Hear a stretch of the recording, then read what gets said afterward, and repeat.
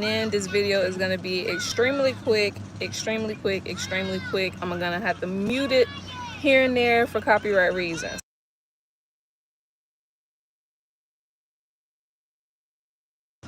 Okay, so this is a celebration for me making 1,000 followers on TikTok. I went from 254 followers 2 days ago to waking up to 1,012 followers this morning.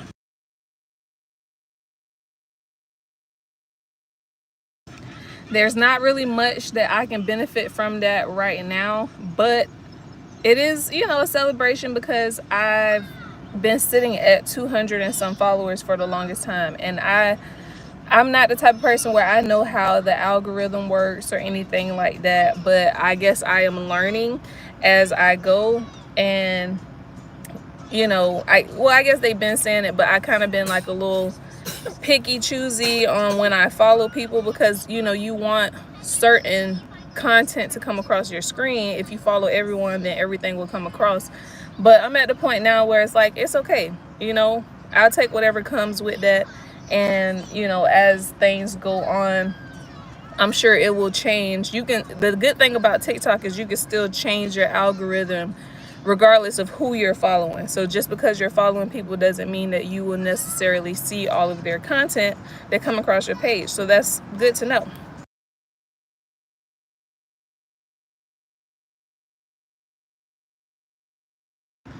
But I would say what changed is ever since the TikTok ban came back, which I don't know if it's okay for me to say the TT word here, but we'll see.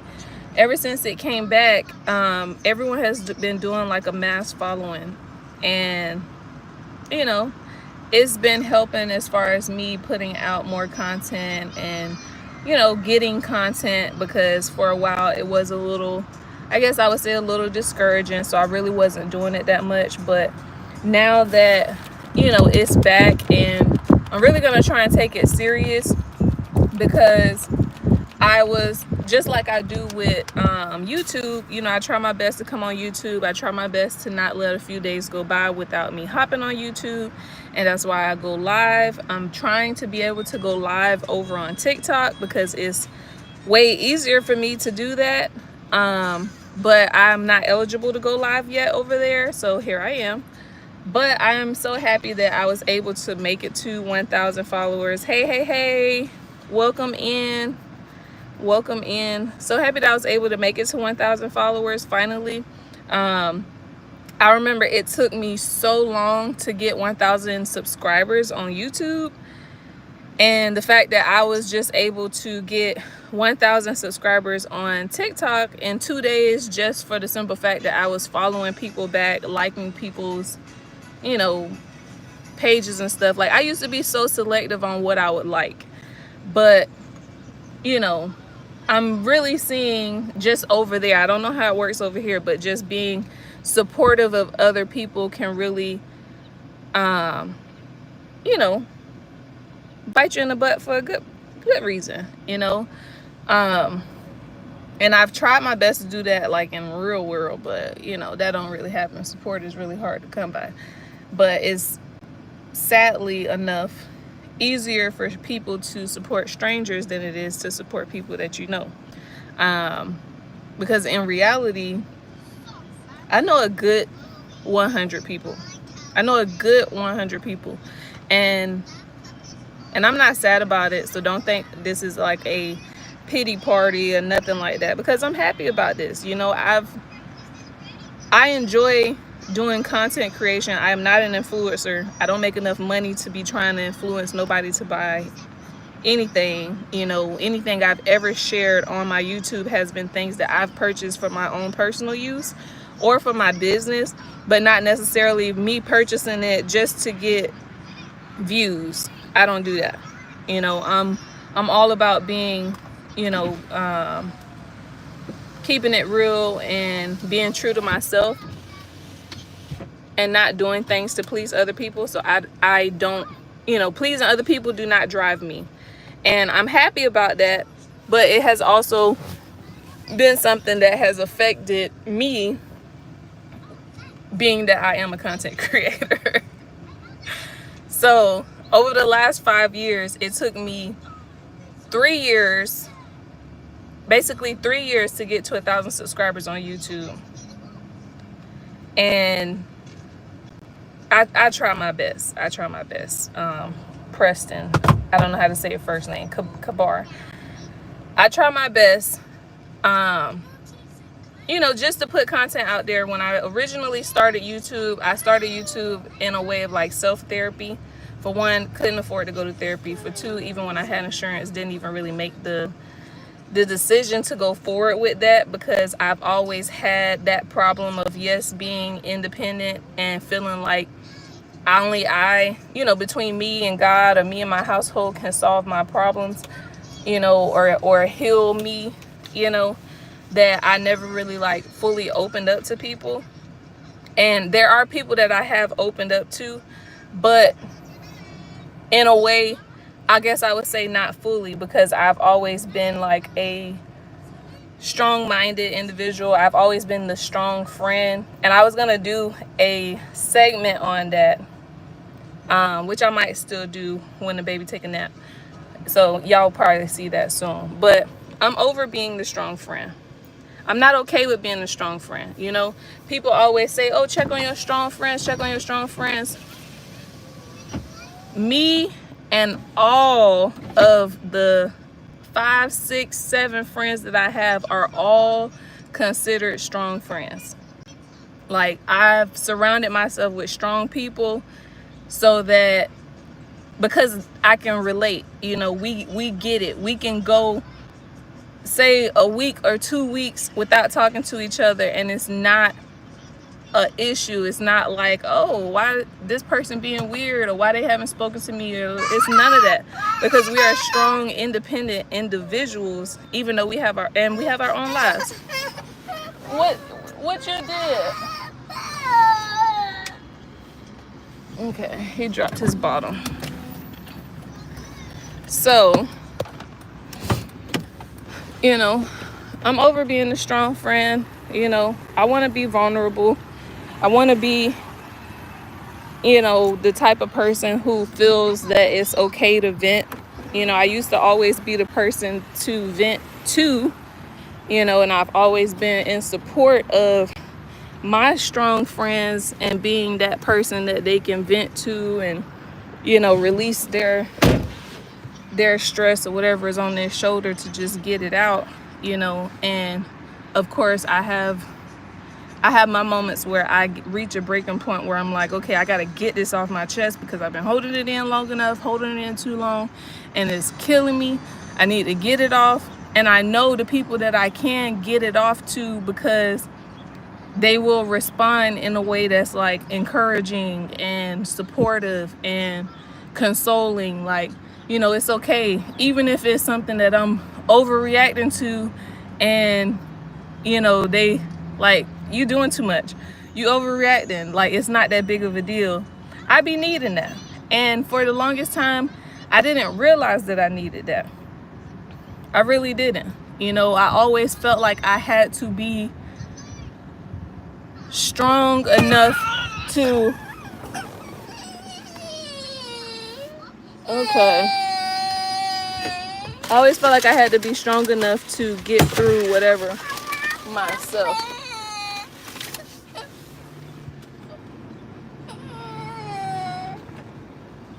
Are you having trouble with this? Let me see.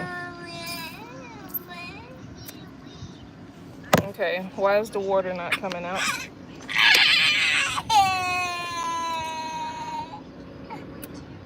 You have to bite it. Bite it and drink it.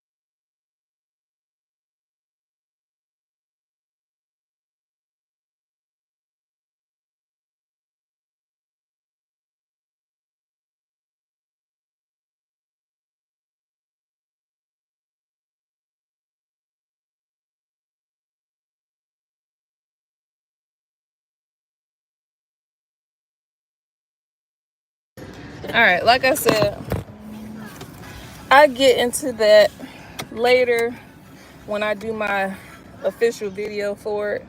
I have a lot of videos and a lot of things that I need to get done and scheduled out. My brain jumbles everything up, and it makes it really hard to focus on multiple things at one time. That's why I go off on tangents a lot. It's very hard for me to focus on one topic at a time, but I'm going to be working on that. You know what I'm saying? And I think the first thing that I'm going to do is I'm going to delete, I might not deactivate, but I'm going to delete my personal Instagram page, because I don't want to be spread it thin trying to post on my personal page when I need to focus on my business page, my Instagram business page. And that should be the only page that I need to be making content for Instagram and Facebook. On my Facebook, I may post, you know, little stuff here and there. I post the kids and stuff like that, but not too much. I've been really private about my kids lately.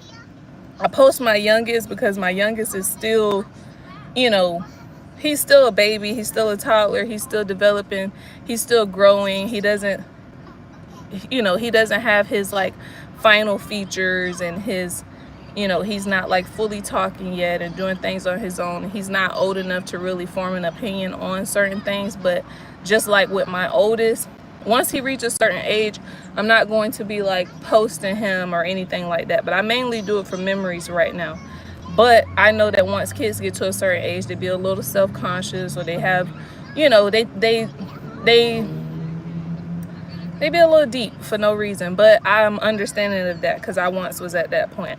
But I'm gonna deactivate or delete or just sign out of my personal Instagram. I may keep it up because the reason I have my personal Instagram is for people who go to my business page. They can go and look at my personal page and truly understand that I'm a real person. Like, I'm not a robot, I'm not a bot, I'm not somebody that's trying to, you know, take your money or anything like that. Like, that's not the case. I'm a real person, because I know me, when I go to look at hair pages and things like that, I'm looking for their personal page, so then I can put a face to the business, a face to the name of the business or whatever, so I can feel a little secure about where I'm sending my money to if I'm paying a deposit.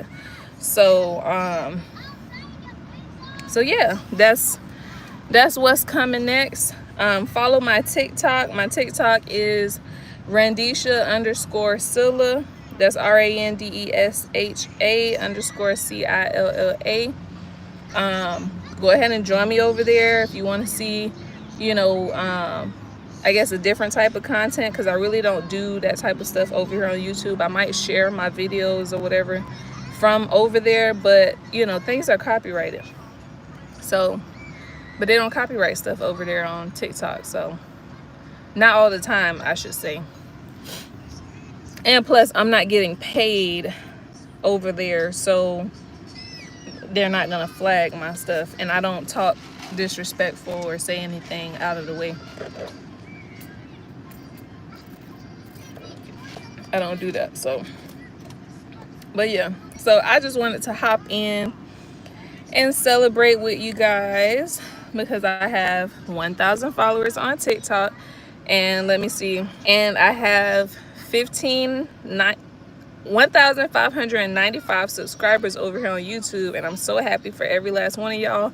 Hopefully y'all are watching my videos, but either way, thank you for your support, and thank you for subscribing.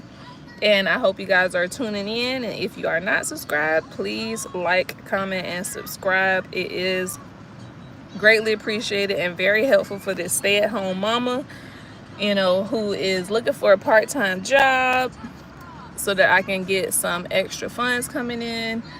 And yeah, you know, being a freelance hairstylist does not mean that you're working 40 hours a week. Does not mean that every single week you will have a client, and that is the reality of it. And maybe I should make a video on that as well. I don't know, y'all let me know. You know, the life of being a freelance hairstylist or freelance artist, you know, starting from the bottom. But you know, one day, you know what, I just got a strong feeling just now. One day my name will be known. My art, what I create, will be known, whether that's something that I physically make or me just creating with my hands. It will be known and it will be seen and it will be out there. You know, my time is coming. My time just haven't been the last few years or the last few whatever. But my time is coming. You know, as I'm growing, my business will grow.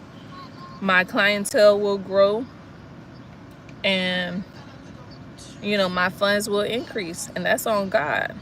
On God, baby. It will happen. And I feel that very strongly right now.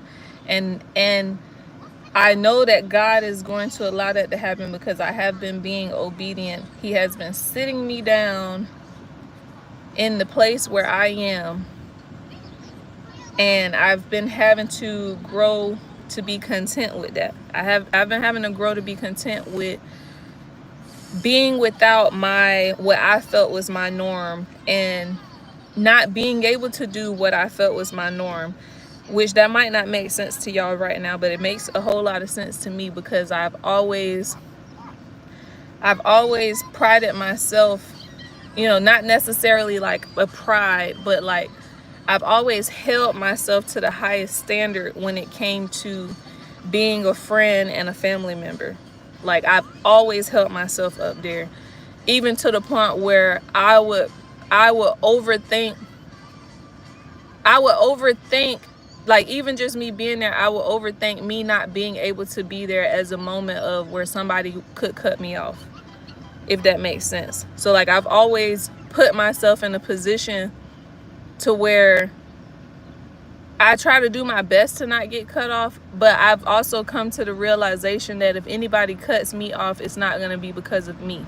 You know, it's going to be because of where they're headed in their life, where their journey is taking them, and me being the supportive friend, family member, you know, the loving person that I've always been, and me not being in the position where I can show up as that person 1000% right now. If anybody leaves my life, it's because they were meant to leave my life, you know, in this season. And that's okay. And I have to grow okay with that. And I have to be okay with that, and understanding that everybody can't make it to the next step or the next chapter. And that doesn't mean that I love you any less or that I care less or nothing like that, because I've always held myself to the highest standard of always trying to be there and always trying to be supportive of people that I love, you know. And it has gotten to the point where it's almost to my own demise, because I'm hurting myself trying to be there. I'm hurting myself trying to be in a position that I am no longer in. You know what I'm saying? I'm no longer in a position of where I'm single and only have one child and can move as freely and got a reliable car and can go here and go there. My life is not set up that way right now, you know, and I'm understanding and realizing that I have to focus on my household and what goes on in my house between me, my husband, and my kids, and to grow that and to make that stronger than it is. It is strong, but it can always be stronger with the love and help of God.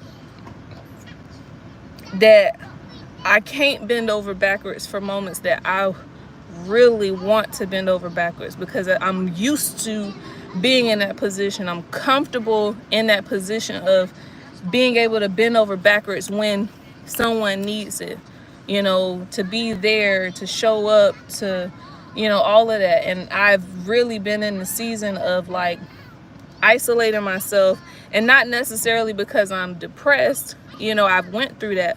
I'm not depressed.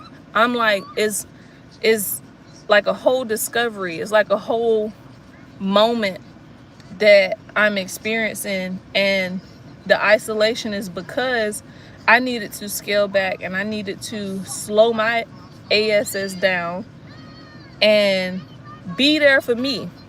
I need to bend over backwards for me. I need to show up and be supportive of me. And I need to be the friend that I've always been to other people, to myself. because I've been giving, even when I didn't have. And I would give the shirt off my back, the pants off my legs, the shoes, the socks. I wholeheartedly would do that for somebody that I love. I'll walk around this bitch butt naked if I had to give you my clothes for you to not be whatever. I'll put myself in the position that you're in so that you don't have to be in that position. And that's not my fight. It's not my battle. It's not my journey. And it's not my situation to rescue or help it survive.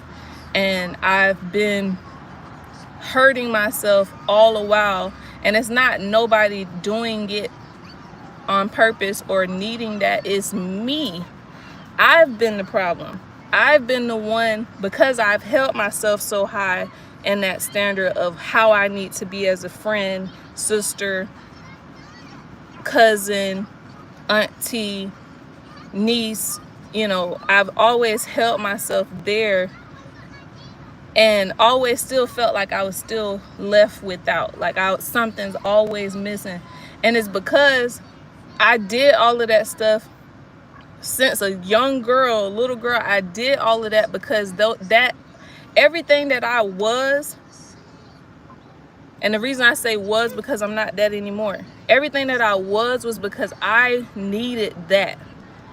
I needed that in return. I needed that type of person in my life. I needed that type of person to, you know, be around me. And I've surrounded myself with friends all my life,